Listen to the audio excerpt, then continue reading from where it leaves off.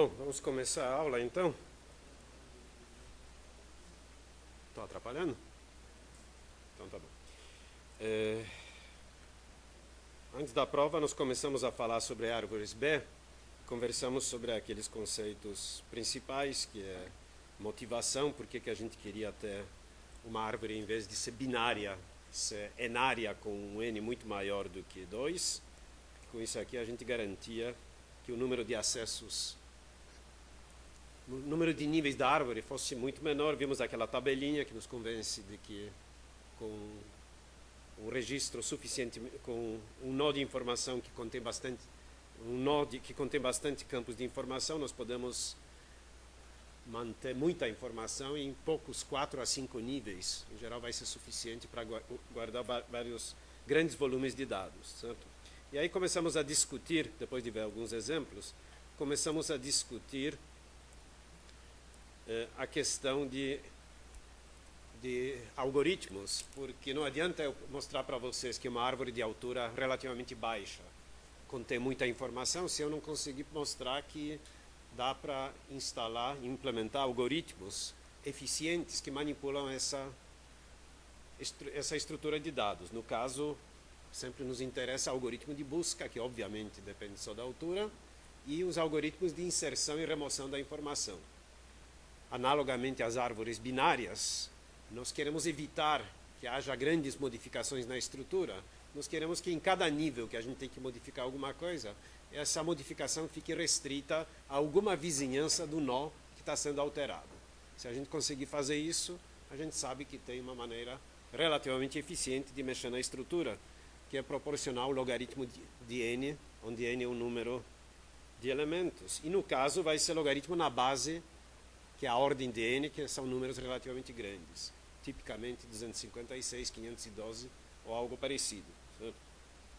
Isso porque esse logaritmo a gente quer que seja realmente pequeno. Como eu já falei, 4 ou 5. Então eu primeiro mostrei para vocês, na última aula, os vários casos de inserção e remoção que a gente pode ter, e através desses exemplos é que nós vamos discutir hoje os algoritmos com mais detalhe. Vamos repassar rapidamente pelos exemplos para relembrar. Primeiro a inserção. Bom, nós temos vários casos. Bom, em primeiro lugar, a inserção sempre vai ser numa folha.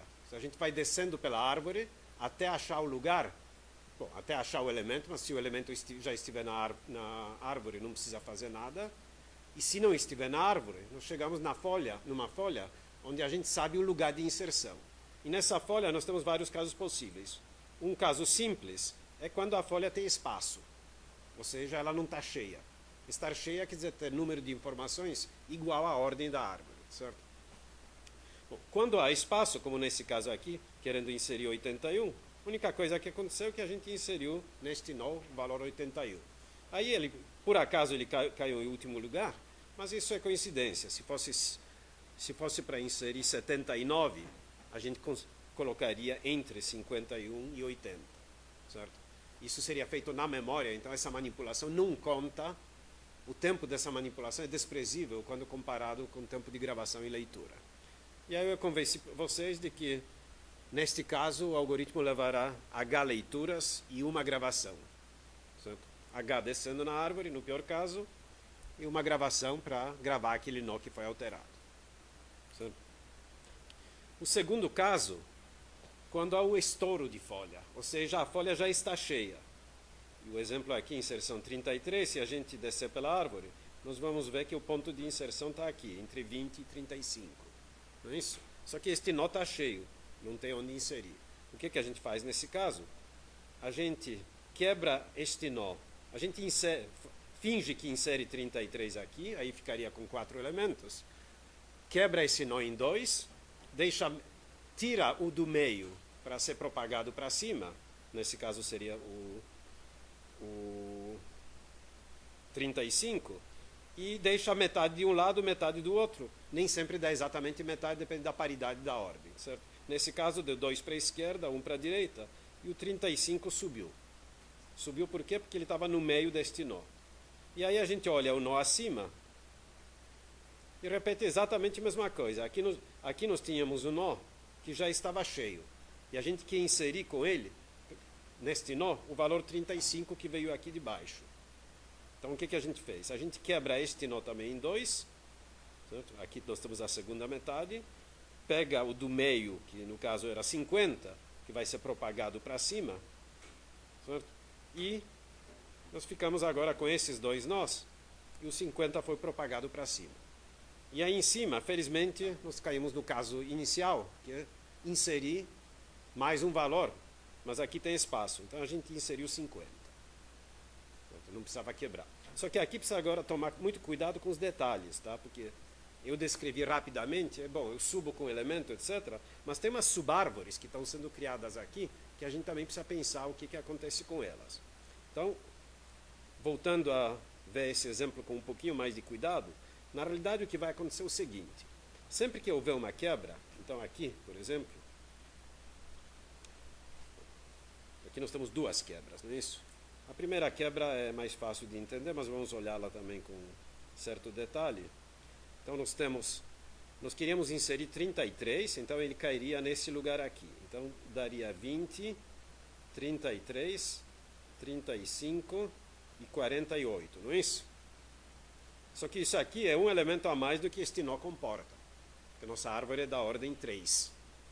Só tem lugar para 3 informações em cada nó, 3 registros em cada nó. Então o que a gente faz? Dependendo da paridade e a decisão, se joga mais para a esquerda ou mais para a direita, mas sempre é bom ser coerente, a gente escolhe o do meio, que no caso, estou escolhendo esse aqui, 35, para ser propagado para cima. Ok? E esses dois agora vão ser os novos nós que vão substituir aquele nó que tinha aqui.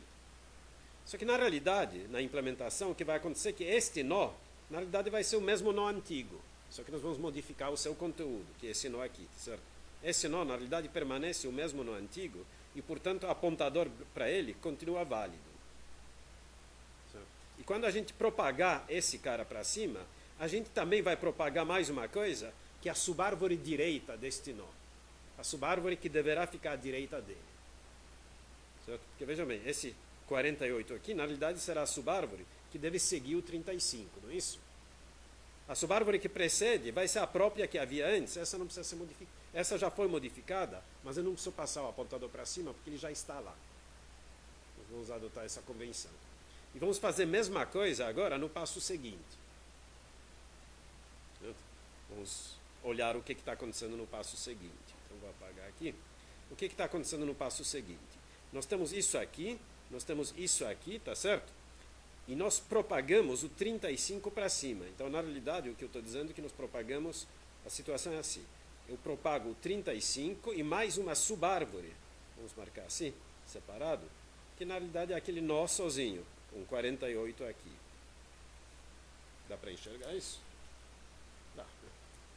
Certo? Isso que são duas informações que estão sendo propagadas para cima, dizendo, olha, agora me insira neste nó esta nova informação. Este novo valor com isso aqui à direita dele. Certo? Aí a gente olha este nó e diz, puxa, este nó tem lugar para três informações. Para 3 informações, preciso aprender a usar essa canetinha melhor. Isso. Então nós temos, na realidade só tem lugar para 3, mas eu finjo que são 4 por enquanto, só para fins de explicação. Então nós teríamos 17 aqui, depois entra 35, depois entra 50, já ordenando, não é isso? E depois entra 83. Okay? Só que na hora que eu coloquei esse 35, na realidade, como ele entrou aqui no meio, eu desloquei esses dois para a direita, tá certo? Eu juntamente com eles desloco esses dois apontadores, porque esse apontador aqui vai entrar à direita de 35. E aquele que estava à esquerda de 35 continua lá. Esse aqui como já estava antes. Okay? Uma vez que eu empurrei os apontadores aqui, tudo continua válido, exceto que esse nó é muito grande. Se eu pudesse deixar 4 informações aí, estava tudo perfeito. Mas não posso. Então o que eu faço? Eu quebro de novo. Quebrando, o que vai subir? Vai subir o 50, certo? Como valor. A subárvore esquerda vai conter somente 17 e 35 e o que havia aqui para baixo. Os apontadores eu não mexo. Certo? E a subárvore direita vai ser este nó com as suas subárvores. 83 com o novo nó, quer dizer, eu construo um novo nó, só que eu copio esses apontadores daqui. Certo? Porque o 50 vai subir. Então eu vou subir com essa subárvore. O que vai subir então para cá é o valor 50 mais esta subárvore agora, que é a subárvore direita de 50. Exatamente o mesmo princípio que a gente aplicou aqui.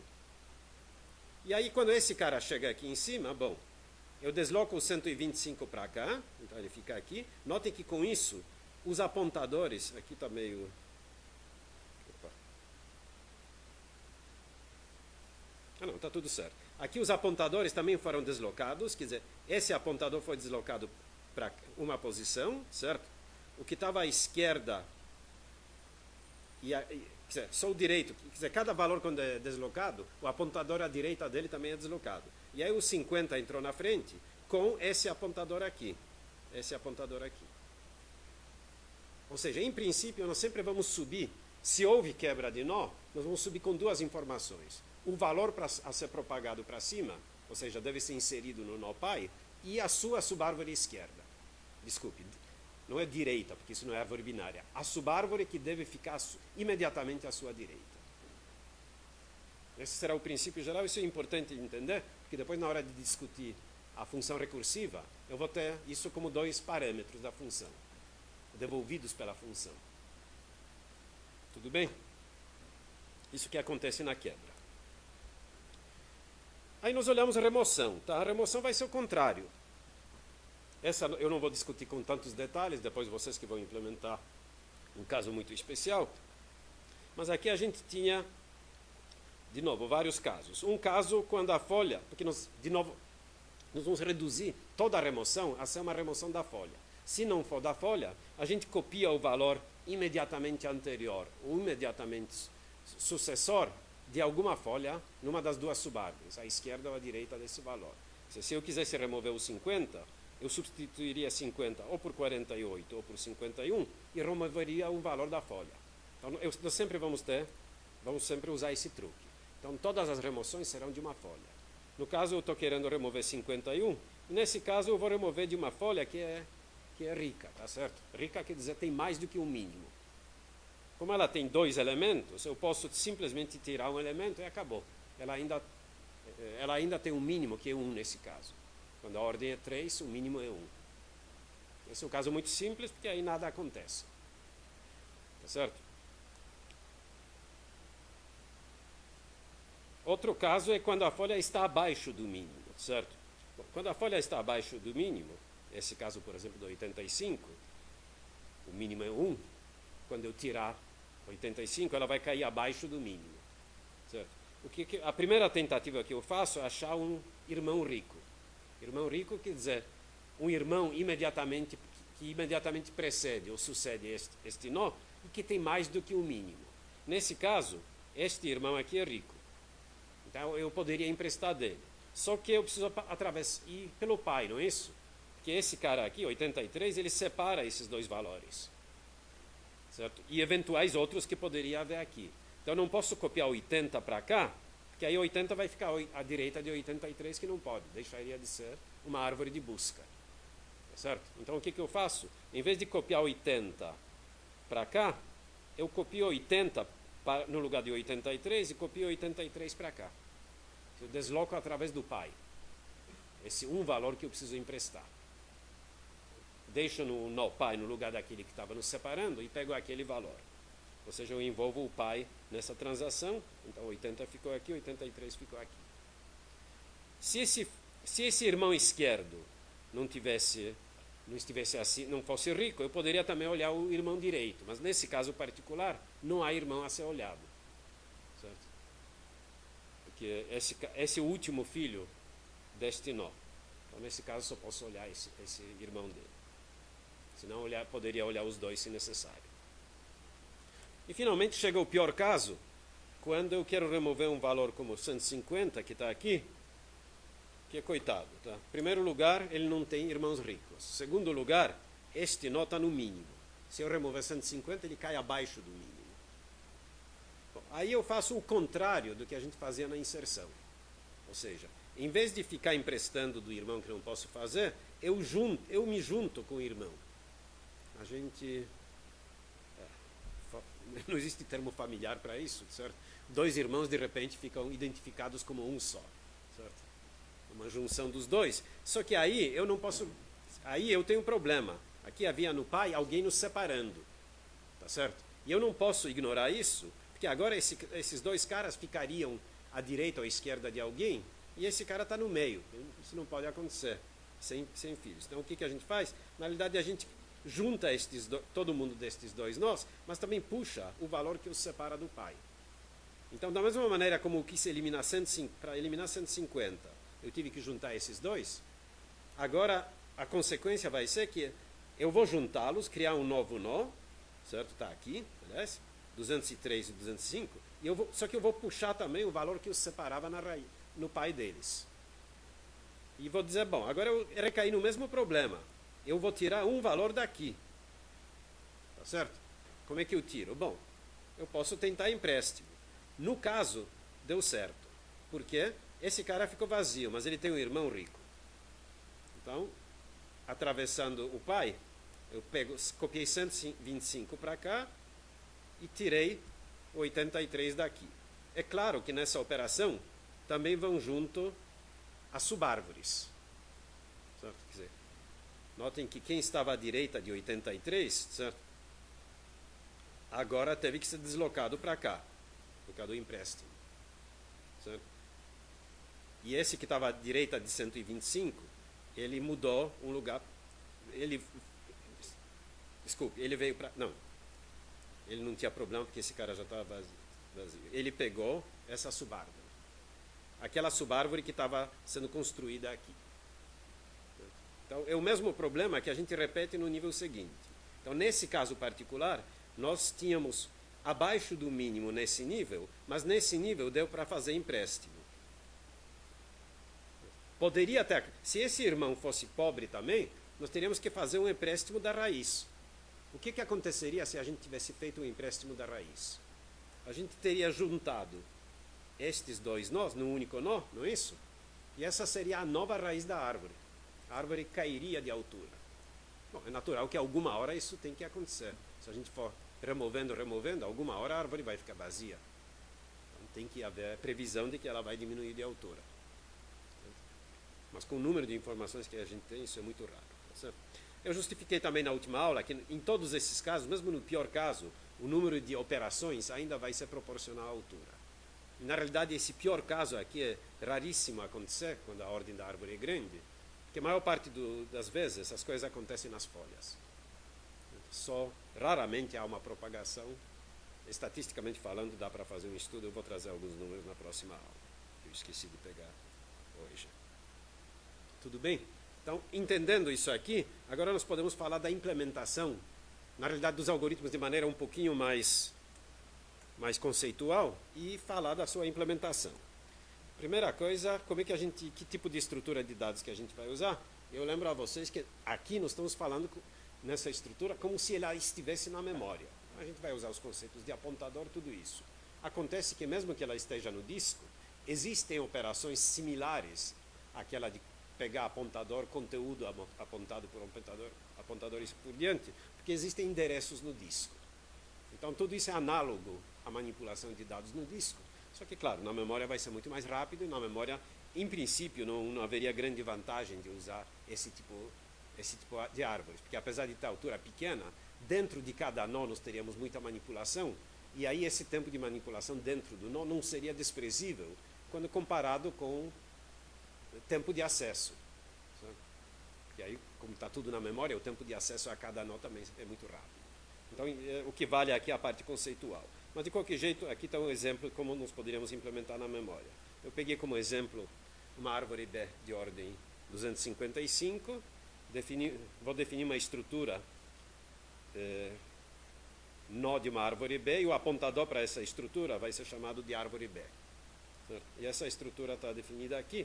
Nó para a árvore B, contei número de registros que existe no nó, que ele pode ser de 1 até 255, tá certo? Aos filhos deste nó, apontadores para os filhos deste nó, lembrem que sempre pode ter um a mais do que o número de registros, aliás, pode não, sempre há. Se for folha, tem 0 apontadores. Se não for folha, tem exatamente número de registros mais 1 apontadores, não é isso? Se nós temos aqui o nó da árvore, por exemplo, isso aqui não existe, não é usado. Se nós temos esses 3 valores, nós teremos 4 subárvores. Certo? Então, esse vetor aqui é o vetor dessas subárvores. E, finalmente, o vetor das informações, que é esse aqui. Informação de algum tipo. Tá? Tudo bem? Com isso aqui, a gente aloca estruturas de tamanho fixo. E, normalmente, árvores B, mesmo no disco, são implementadas assim. Vocês podem dizer, puxa, nós vamos ter desperdício de memória, não vamos? Que o mínimo que a gente exige é mais ou menos da ordem de metade do nó está cheio. Então, no pior caso, metade do espaço da estrutura vai ser desperdiçado. Bom, em primeiro lugar, espaço no disco é barato. Então, se a gente economiza tempo às custas de perda de disco, isso não é tão ruim. Segundo, na realidade, não é metade, porque, de novo, se as inserções e remoções são mais ou menos ao acaso, a gente acaba ocupando da ordem de 75% e não apenas 50% é o mínimo, 100% é máximo. Então, em geral, fica no meio. Isso vale a pena por causa da eficiência e de ganho de tempo que a gente tem. Okay? Então, isso não é uma preocupação muito grande. Muito bem. Agora, eu acho que eu vou mudar um pouquinho a ordem das transparências que eu tenho. Eu vou pular direto, porque agora eu tenho o esboço de código, mas antes de dar esboço de código, eu prefiro dar uma explicação geral para que o código fique mais compreensível. Tá? Na realidade, o que eu vou repetir aqui, eu estou falando de inserção. Certo? Eu vou ter uma função que vai receber como argumentos 2 valores. Tá? Talvez eu deva voltar um pouquinho, rapidinho, olhar apenas vamos olhar apenas o cabeçalho da função. Ela é parecida, boolean, insere recursivamente na árvore B, que essa não é a função principal, é uma função auxiliar, mas é ela que vai fazer o trabalho. Nós temos um apontador para a árvore B, nós temos uma variável que contém apontador para a árvore B, isso aqui variável que conterá apontador para aquela subárvore direita se houver propagação de baixo. Na chamada, o valor dela é indefinido. Vocês podem pensar aqui indefinido. Tanto faz. Ok? Esse é o valor a ser inserido, mas notem que ele também vem com asterisco, por quê? Porque ele será modificado com aquele valor que depois é propagado de baixo. E, finalmente, uma variável booleana que nos diz se foi propagada alguma coisa ou não. Isso é análogo a aumento de altura no caso da árvore AVL, só que aqui não é aumento de altura. Aqui é uma indicação se no nível imediatamente mais baixo houve uma quebra de nó e propagação de um valor e de uma subárvore à sua direita, no nível imediatamente para baixo. Está claro? Eu suponho que isso que nós estamos olhando, uma função com essas características. Tá? E agora vamos à explicação de como é que essa função funciona. Então, a explicação geral, como já falei. Eu suponho que eu recebo P, uma variável P, que aponta para uma árvore B. Eu recebo um valor alfa na variável X, certo? O valor da variável S, tanto faz, na chamada eu não sei qual é. E o valor da variável H na chamada eu também não sei qual é. Terminada a execução, quer dizer, aqui eu vou fazer vários passos de execução, com recursão e tudo que eu tenho direito, tá? Mas alguma hora vai terminar esse processo e eu vou voltar ao lugar em que essa função foi chamada com esses 2 parâmetros já dados e ele vai esperar na volta outros parâmetros. Tá? Quais parâmetros? Bom, isso depende do valor da função h devolvido. Se o valor da função h devolvido for falso, isso quer dizer que no último nível, antes de voltar para cá, não houve quebra de nó. Se não houve quebra de nó, neste nível eu não preciso fazer nada. Terminou. Não há mais nada para modificar. Pense naqueles exemplos que a gente viu. Quando não havia, por exemplo, quando eu inseri numa folha em que havia espaço, acabou a propagação para cima, não tinha mais nada o que fazer. Mesma coisa se acontecer no meio. Se eu tenho espaço para inserir o que voltou de baixo, acima daquilo eu não preciso fazer mais nada. Tudo bem? Então esse é o caso simples, quando o valor devolvido é falso. Então supus que aqui houve uma chamada recursiva, mas voltou o valor falso. Isso, notem que aqui deve ter acontecido alguma coisa. Esse valor alfa foi inserido em algum lugar da minha árvore, não sei aonde. Eu só sei que quando eu voltei para cá, H é falso porque não houve quebra no último nível. Isso não quer dizer que lá mais para baixo não pudesse haver quebra. É possível que houvesse. Mas ele parou no nível imediato, nessa chamada recursiva. Tudo bem? Ok, então esse é o caso mais simples. O que acontece quando H é true? Agora veja bem, eu suponho que eu chamei a função com esse argumento P, com esse valor alfa a ser inserido, e quando voltou, eu recebi a notícia de que H é verdadeiro, ou seja, eu recebo de volta algum valor, e esse valor vai estar na variável beta, na variável x.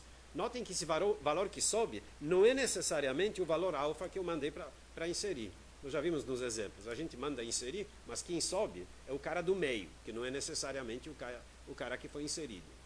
Certo? Então esse cara aqui agora está voltando, ele vai ficar na variável x, e na variável s eu suponho que vai ficar a subárvore dos valores que devem acompanhar esse valor x, à direita dele. Tá? Notem que aqui eu coloquei alfa 1, alfa 2, porque na realidade eu não sei de que lado o alfa ficou. Ele pode ter ficado aqui, mas pode ter também ficado aqui. Tudo depende dos valores que ele tinha. Depende se a alfa estava à direita ou à esquerda de beta. Okay? Mas o importante é que voltaram, na volta agora eu tenho esses dois valores, e eu sei disso porque H é verdadeiro. E o que eu faço com eles? Bom, agora que vem a explicação do algoritmo. Tá? Mas esse passo recursivo é muito importante entender o que a função faz. Agora nós podemos analisar direito todos os casos que vão acontecer. Lembrem, no caso da árvore AVL, a gente sempre supunha que fez a chamada e olhava o que aconteceu depois que voltasse a chamada recursiva. Se a altura não se modificou, a gente não fazia mais nada, não é isso? Aqui a mesma coisa, a gente faz a chamada recursiva, quando voltar, a gente olha, houve quebra da última vez? Se não houve, não faz mais nada. Se houve, agora nós vamos ver se no lugar em que foi feita essa chamada, tem que tomar alguma providência. Porque notem, se essa chamada, se o registro da raiz aqui já está cheio e está voltando um valor para ser inserido, eu vou ter que fazer uma nova quebra. Como nós vimos num dos exemplos. Tá certo? Então vamos em frente. Agora realmente vão começar os vários casos do que vai acontecer. Bom, tem um caso que é trivial, tá? Que é a base de tudo isso. Se a árvore original é vazia, não tem problema, não é? O que eu faço? Vocês vão perguntar, puxa, a árvore original vazia? Na realidade, nós sempre vamos ter esse caso. Quando é que nós vamos ter? Eu vou supor que quando a gente chega numa folha, a gente ainda insiste em inserir naquele lugarzinho certo. Deixa eu fazer o desenho, tá? Vamos supor que essa aqui é a folha, tá? Vamos supor que nós descobrimos que é nessa subárvore que tem que inserir. E ela é vazia porque nós estamos numa folha. O que a gente faz? A gente faz uma chamada com esse campo apontador. Tá? A gente manda inserir nessa subárvore vazia e aquele valor alfa dado. Quando a gente voltar, ou melhor dizendo, a nossa função vai fazer o seguinte, ela não vai modificar nada ainda aqui. Ela simplesmente vai deixar esse cara como está, vai deixar essa subárvore à direita dele vazia, porque realmente não tem o que fazer, e vai dizer que H é verdadeiro. Isso é um truque para que a gente faça a inserção na folha como se fosse caso particular de inserção em qualquer nível. Notem que nós estamos voltando com o valor alfa a ser inserido nessa folha e com a subárvore à direita dele vazia. Agora sim, isso aqui vai ser tratado como inserção num nó qualquer, não necessariamente numa folha. Então, assim a gente cai no caso geral. Nós poderíamos ter tratado isso como caso particular, já fazer aqui todos os casos, mas notem que nós teríamos que repetir código. Não valia a pena. Tá? Isso talvez fique mais claro quando a gente tiver caso geral. Muitas vezes é mais fácil entender, digamos, o truque que a gente faz no caso inicial, quando a gente entende o caso geral. Então, isso aqui é apenas um truque para cair no caso geral. Na realidade, quando é subárvore vazia, eu tenho valor para inserir, eu ainda não insiro na minha função. Eu apenas digo para trás, olha, é para inserir, me insira no pai, ou seja, nesse caso aqui, esse cara com essa subárvore vazia. Tá bom? Vamos para o caso seguinte, que esse é caso geral. Só que um caso camarada. Eu suponho agora que aquela variável P, eu nem pus os nomes direito, aponta para cá. Na realidade não é a variável... Lembrem que a variável P, na realidade, é uma variável que aponta para outra variável que aponta para isso aqui, não é isso? Ela tem um asterisco na frente. Para ser exato, tá? Mas nesse ponto isso não é relevante, porque eu já suponho que a árvore não é vazia, tá? Eu suponho nesse caso, então, que o nó existe, só que eu suponho também que ele não está cheio. E agora estou pensando o que vai acontecer nesse caso. Bom, em primeiro lugar, eu preciso localizar em que subárvore que eu devo inserir o valor de x. Certo? Como é que eu localizo? Bom, esses elementos aqui, nesse vetor, estão ordenados, tá? Faz uma busca binária dos... Eu sei quantos valores são. Vamos supor que o valor deve ser inserido entre i-1 e i, neste lugar aqui. Eu vou marcar aqui. Ou seja, nessa subárvore aqui. Então, localizar essa subárvore é fácil. É só fazer uma buscazinha para ver onde é que ele se encaixa. Isso tudo feito na memória, não é isso? E agora, o que eu faço? Bom, eu mando inserir recursivamente nessa subárvore, não é isso? Então, variável x continua valendo alfa, e agora eu faço uma chamada recursiva de inserção daquele alfa, certo? Nessa subárvore aqui, nesse xi. Tudo bem? Quando eu voltar, o que eu vou receber de volta? Bom, notem, eu estou supondo o caso em que h é verdadeiro. Se h não for verdadeiro, não precisa fazer nada. Se h não fosse verdadeiro na volta, isso quer dizer que esse alfa conseguiu ser inserido nessa subárvore sem causar quebras no último nível. Então, ela conseguiu se ajeitar lá dentro, achou espaço, voltou, está tudo bem. Posso continuar retornando. Mas se h voltou verdadeiro, é que houve quebra. Lá de baixo eu recebo um novo valor de x, beta, que pode ser igual, mas também pode ser diferente de alfa. E além disso, uma subárvore que acompanha esse valor. Tem que ficar à direita dele. E agora o que eu faço? Bom, eu dou um chega para a direita em todos esses elementos a partir de xi. Lembrem que aquele novo valor tinha que ficar nessa subárvore, entre as duas subárvores, xi menos 1 e xi. Então eu dou um chega para a direita neles, incluindo as subárvores, certo?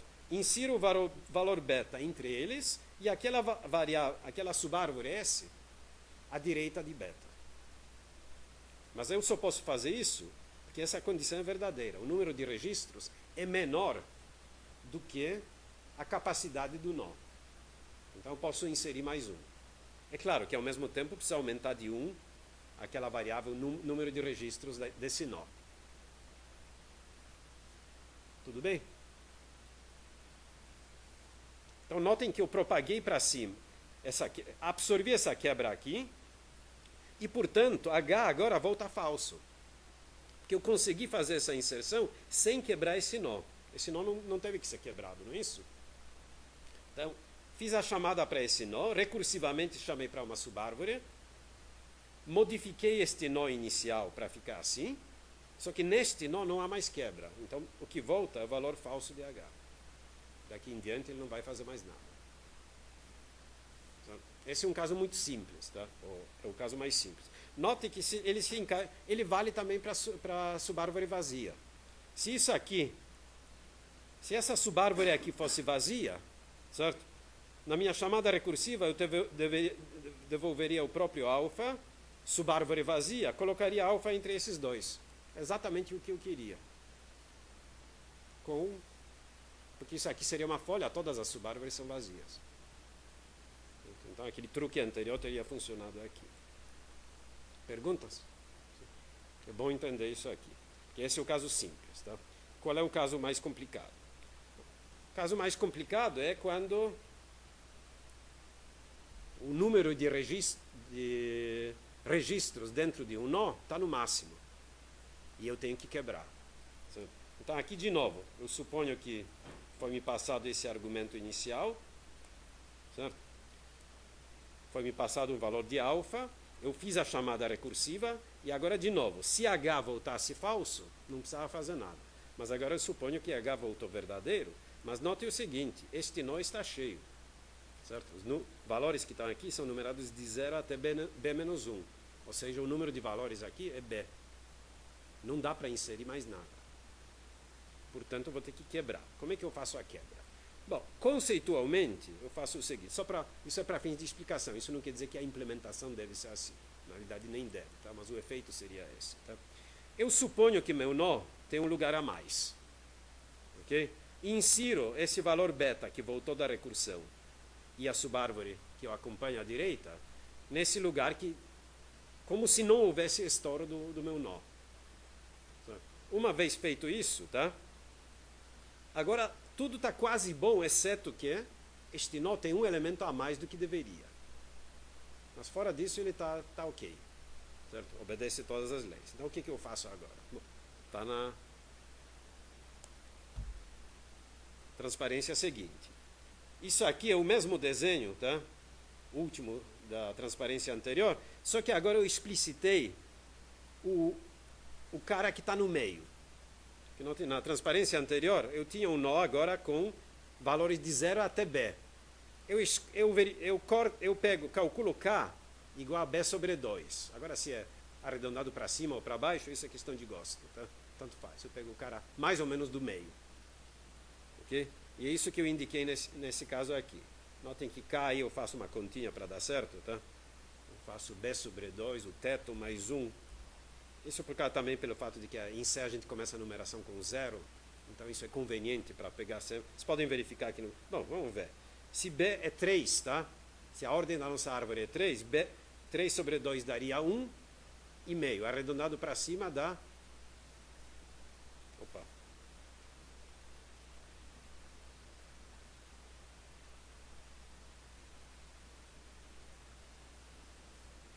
Aqui tem algum erro. K. Ah, não, peraí. K deveria ser win. Será que está errado isso?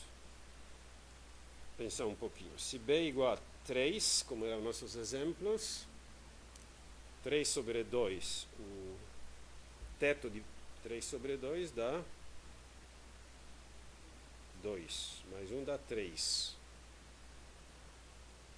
0. Eu acho que está errado. Eu vou verificar depois, tá? Provavelmente deveria ser isso. Fico devendo, não quero ficar perdendo tempo agora, tá? De qualquer jeito, a gente calcula o índice aqui no meio. Certo? Ah, pera um pouquinho. Caiu a ficha. Se fosse 3... Notem que o nosso nó estourou de 1, não estourou? Então ele na realidade tem 4. 0, 1, 2, 3 elementos, certo? O K vale, nesse caso, 3, não é isso? Certo? É 3. Não, ainda está errado. 3 sobre 2. Tá, 2. Parece que está errado mesmo. Tudo bem. O importante é que a gente pega o elemento do meio, tá? Se esse elemento do meio vai ser propagado para cima, o que quer dizer isso? O nó original, isso é importante agora para a nossa convenção, até pus o mesmo nome aqui, certo? O nó original já contém as subárvores certas e todos os elementos até yk menos 1, certo? O késimo valor vai ser propagado para cima. Então eu deixo na variável x. E eu faço um novo nó, construo um novo nó, para o qual eu copio todos esses apontadores e todos esses valores que sobraram aqui. Exatamente como eu fiz nos exemplos. Tá certo? Então, esta é uma nova árvore. Ela vai ficar nessa variável s, que é justamente o valor que tem que ficar à direita de yk. Tá certo? Então eu faço essa construção e além disso eu coloco H para ser verdadeiro, como está indicado aqui. Eu faço tudo isso nesse momento. Por que eu faço H verdadeiro? Porque acabei de fazer uma quebra e eu estou sinalizando para trás que tem um valor e uma subárvore a serem inseridos no pai, que me chamou. Então, aqui nós tivemos o caso de quebra. Então, sinalizei para trás isso. Tudo bem? Tá ok. Bom, esse é o pior caso que podia haver, não é isso? Opa. Agora nós podemos voltar e olhar um pouco mais de perto o código. Eu pulei o código para olhar isso aqui, porque achei que era mais fácil fazer isso. Agora deve ficar um pouco mais claro esse código. Tá? É apenas um esboço de nome. Tá? Vai sobrar para vocês completarem. Então a função tem esse nome, eu já expliquei a função de cada um dos argumentos. Certo? Essa na realidade é uma função auxiliar. Daqui a pouco a gente vai ver a função principal. Bom, talvez seja mais interessante até ver a função principal primeiro, porque agora nós já sabemos o que está. Essa é a função inicial.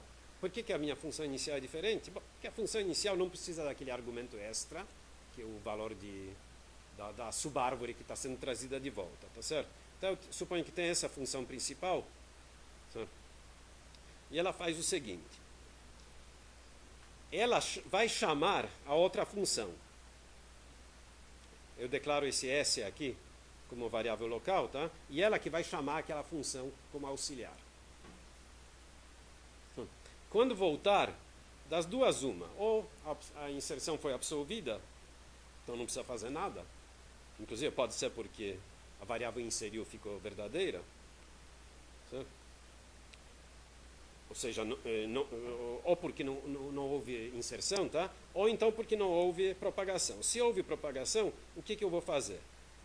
Notem que se houve propagação, o que vai acontecer? Eu vou receber em P um pedaço da árvore, em X um valor que foi propagado de baixo, e em S uma outra subárvore que deve ficar à direita daquele X.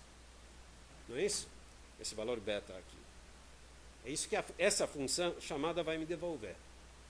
Na realidade, isso corresponde a haver quebra na raiz. Só que aquela função não trata o caso de... Ela propaga para cima, mas ela não cria uma nova raiz. Aquela explicação que eu dei para você, simplesmente ele propaga para cima. Então, essa função aqui é que vai criar uma nova raiz. Como é que ela vai criar? É muito simples. Ela vai construir um novo nó, vai colocar aqui o valor beta que foi propagado, e vai copiar esses dois apontadores aqui. Pronto. É só isso que ela vai fazer. Assim. E vai mudar o valor da variável P para cá. Que agora é essa a raiz da árvore. Esse é o caso em que a árvore cresceu de altura. Por isso que nós precisamos dessa função auxiliar, que a função principal, recursiva, ela não faz essa construção da raiz quando ela foi quebrada. Ela apenas recebe de volta os valores para construir a raiz. Mas lembrem que a raiz tem permissão para ter um único valor, abaixo da metade. Certo? Uma vez que a gente entende isso, vamos olhar a função principal. Então, a função principal apenas segue aqueles casos que nós havíamos visto. Certo? Ou seja, a gente olha assim, a árvore é vazia. Se a árvore for vazia, o que a gente diz? Olha, se a árvore for vazia, nós vamos fingir que tivemos uma quebra e vamos propagar de volta a subárvore vazia e o próprio X. Mas o X não mudou de valor, que eu chamei com esse X. Certo? Então, o X não muda de valor, eu simplesmente retorno. Mas notem que H é verdadeiro. Como H é verdadeiro, quem me chamou agora vai inserir esse valor na folha.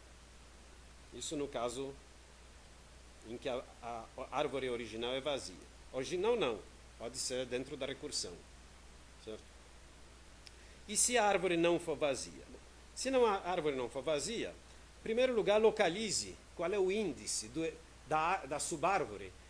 Aquele XI, lembram que eu procurei onde inserir? I é o índice onde eu devo inserir, da subárvore na qual eu devo inserir. Certo? Voltando àquela figura, se eu conseguir achá-la. Deve ser por aqui, não é isso? Exatamente, tá? Eu sei que devo inserir nessa subárvore. Certo? É isso que essa função fez para mim. Eu suponho que ela já achou o valor a ser inserido, o índice do elemento a ser inserido. Isso é fácil de fazer. Certo? Aí eu verifico, dado esse índice, eu verifico se por acaso esse valor x não é igual. Ah, sim, desculpe, eu uso uma convenção. Se o i não for maior do que o número de registros, tá? Daqui a pouco eu explico por que ele pode ser maior. Mas se ele não for maior do que o número de registros, se o i é menor do que o número de registros, e x for igual à informação encontrada, então eu volto dizendo, me retorne valor falso, porque não tive que inserir nada, eu já achei o valor. Certo? Se aquele iésimo valor for exatamente o que eu quero inserir, devolve falso. Tá? Notem que eu preciso fazer essa verificação aqui, porque pode ser que a minha inserção, na realidade, vai ser além do último elemento. Pode ser que o elemento que eu quero inserir é maior do que todos os elementos daquele vetor. Certo? Aí o i vai ser, na realidade, vai ser igual ao número de registros. O índice sempre anda 1 a menos. Okay? Essa convenção que eu sei que ele não vai estar lá. Está acima disso. Tá? Então, nesse caso particular, em que ele achou valor igual, simplesmente retorna falso. Se ele ainda não, se não era árvore vazia e não achou aquele valor, aí vamos para o caso geral. Certo? O que eu faço? Eu faço aquela chamada recursiva, tá? Que eu tinha indicado. Então, o que eu pego? Eu pego o iésimo filho, a árvore que eu pego, o iésimo filho, tá? A variável na qual precisa devolver a subárvore é a mesma, o valor a ser inserido é o mesmo, e a variável na qual vai me indicar se houve ou não quebra também é a mesma. Então eu vou voltar essa chamada recursiva, agora numa subárvore. Quando voltar, eu sei que o H vai me dizer se aconteceu alguma coisa ou não. Se H for falso, eu caio direto aqui, ou seja, devolvo o fato de ter sido inserida ou não. Se H for verdadeiro, é que nessa chamada houve quebra. Se houve quebra, o que eu faço?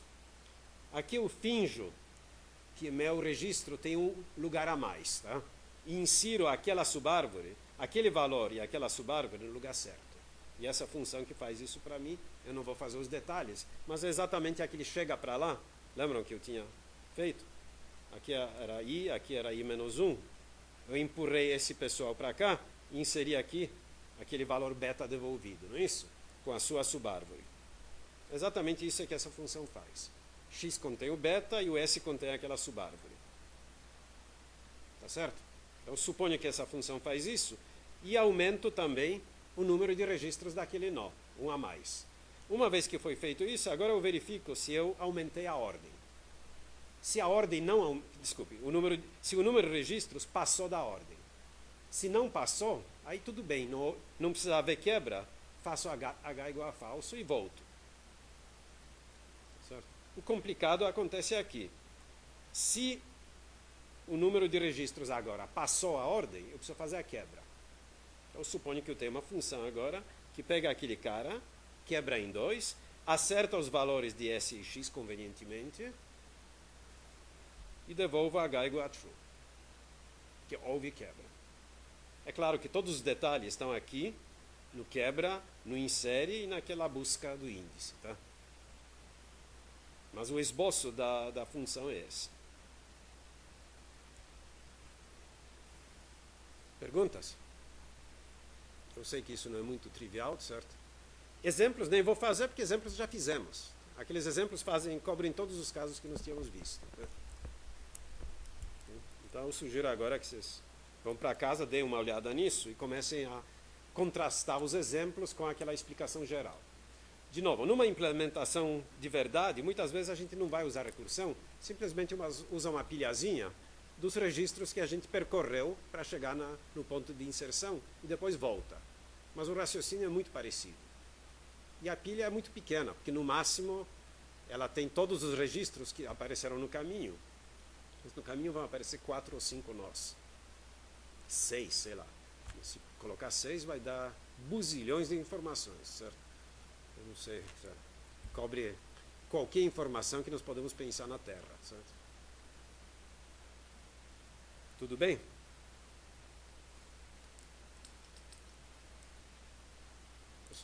Está muito passivo aí?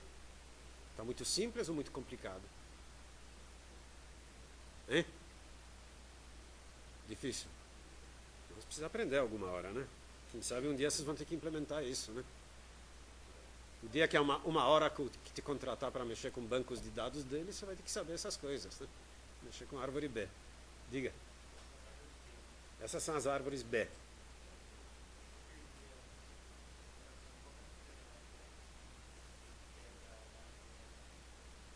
Bom, as propriedades estão... Você deve ter perdido a aula, né? Então sugiro que você... A propriedade principal é que cabe muita coisa, certo? Na realidade, a propriedade principal é essa tabelinha aqui. Onde é que ela está? Acho que eu dei antes, né?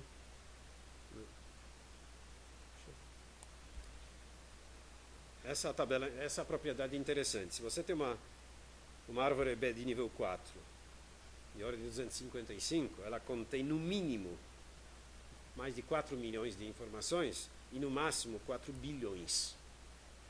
Mas a verdade está em geral no meio. Em média ela vai conter provavelmente da ordem de 2 bilhões, 1 bilhão. Se você acrescentar mais um nível, você vai multiplicar tudo por 256, tá?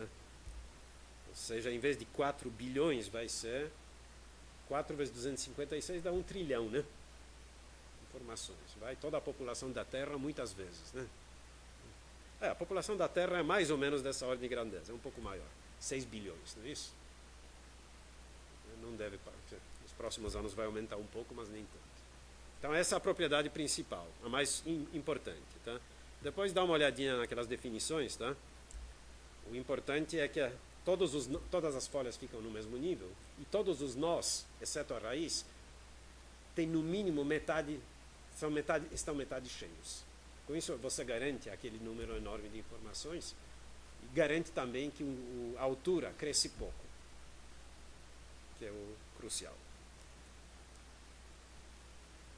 Mais alguma dúvida, pessoal?